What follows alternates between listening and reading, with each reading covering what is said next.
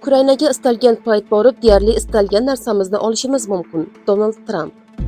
Putinning Qora dengizdagi yo'qotishi. Zelenskiy yana zarba berdi. Armanistonda kutilmagan qaror. Pashinyan hukumati iste'foga chiqdi. Ukrainaga istalgan payt borib, deyarli istalgan narsamizni olishimiz mumkin. Tramp. AQSh endi Ukrainaning nodir metallaridan deyarli cheklanmagan darajada foydalana oladimi? Donald Tramp aynan shunday bayonot berdi. AQSh prezidenti Donald Tramp Real Americans Voice telekanaliga bergan intervyusida Washington va Kiyev o'rtasida imzolangan foydali qazilmalar bo'yicha kelishuv Amerika uchun juda foydali ekanligini aytdi. Trampning so'zlariga ko'ra, Ukraina nodir metallar va boshqa qimmatbaho resurslarga juda boy. Endilikda AQSh istalgan vaqtda Ukrainaga borib, deyarli istalgan resursni olishi mumkinligi ta'kidlandi. Mazkur bitim 2025-yil may oyida imzolangan bo'lib, u Ukrainaning foydali qazilmalardan olinadigan daromadlar asosida qo'shma investitsiya jamg'armasini tashkil etishni nazarda tutadi. Biroq kelishuv Ukrainada bahs-munozaralarga sabab bo'lgan. Tarqibchilarga ko'ra, hujjatda Kiyev uchun muhim bo'lgan xavfsizlik kafolatlari yetarli darajada aks etmagan. Bu orada Rossiya prezidenti Vladimir Putin ham AQShga Rossiyadagi nodir metallarni birgalikda qazib olish taklifini bildirgan edi. Putinning Qora dengizdagi yo'qotishi. Zelenskiy yangi zarba berdi. Qora dengizda vaziyat yana keskinlashmoqda. Ukraina Rossiyaning konteyner tashuvchi kemasiga hujum uyushtirganini tasdiqladi. Rossiyaning Rosatom rahbari Aleksey Rixachovning ma'lum qilishicha, Yanina nomli konteyner kemasi Novorossiyskdan qariyb 240 kilometr uzoqlikdagi xalqaro suvlarda dengiz dronlari hujumiga uchragan.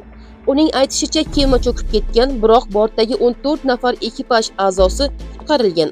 Oradan ko'p o'tmay Ukraina dronlari Rossiyaning Saratov viloyatiga ham zarba berdi.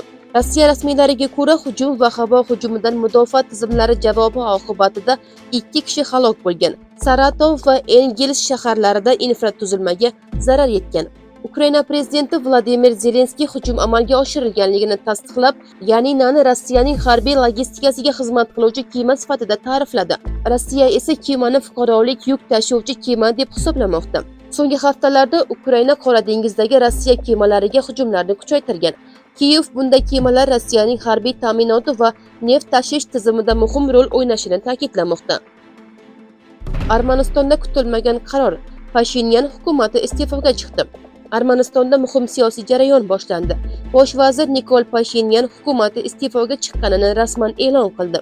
Pashinyanning ma'lum qilishicha, hukumat iste'fosi haqidagi hujjat mamlakat prezidenti Vagir Xachaturyanga yuborilgan. Biroq bu qaror siyosiy inqiroz yoki hukumat qulaganligini anglatmaydi. Gap Armaniston konstitutsiyasida belgilangan rasmiy tartib haqida bormoqda. Yangi saylangan parlament ish boshlashi bilan amaldagi hukumat o'z vakolatlarini topshirishi shart. Shu bilan birga yangi hukumat to'liq shakllantirilguniga qadar vazirlar va bosh vazir o'z vazifalarini bajarishda davom etadi. Shundan so'ng prezident parlamentdagi ko'pchilik tavsiya qilgan nomzodni bosh vazir etib tayinlaydi. Demak, Armanistonda hukumat almashinuvi konstitutsiyaviy tartib asosida amalga oshirilmoqda va mamlakat boshqaruvi uzluksiz davom etmoqda.